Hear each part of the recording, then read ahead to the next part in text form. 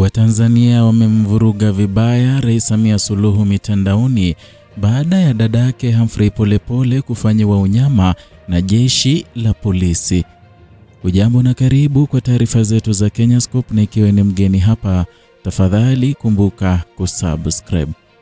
Kesi ya kutoweka kwa aliyekuwa balozi wa Tanzania nchini Cuba Humphrey Polepole imechukua sura mpya baada ya mawakili wake kuiomba Mahakama Kuu Masjala ndogo ya Dar es Salaam ipokee ushahidi wa mdomo kutoka kwa dada yake. Hatua hiyo imeongeza msisimko katika kesi ambayo tayari imeteka hisia za wananchi kutokana na uzito wake wa kisiasa na kijamii.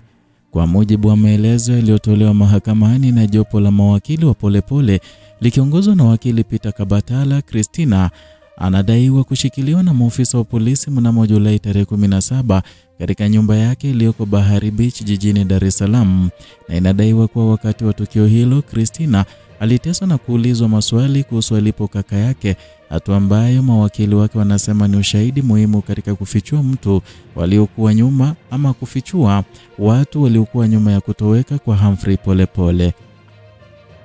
Wakili Kibatala amesisitiza kuwa ushahidi wa Christina Polepole unapaswa kupewa kipaumbele maalum chini ya hati ya dharura kwa kuwa una uwezo wa kusaidia mahakama kufahamu ukweli kamili wa sakata hili linalohusisha tuhuma nzito za mateso na ukiukwaji wa haki za binadamu.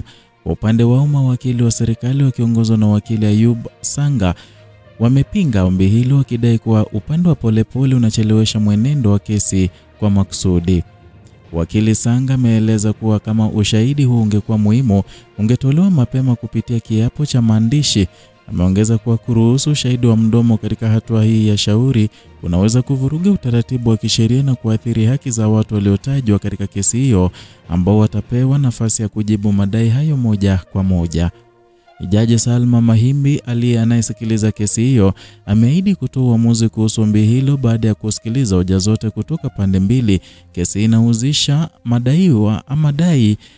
wadaiwa wakuu wakiwemo mkuu wa jeshi la polisi, mwanasheria mkuu wa serikali, mkurugenzi wa mashtaka DPP, kamanda wa polisi wa kanda maalum ya Dar es Salaam pamoja na mkuu wa upelelezi wa kanda.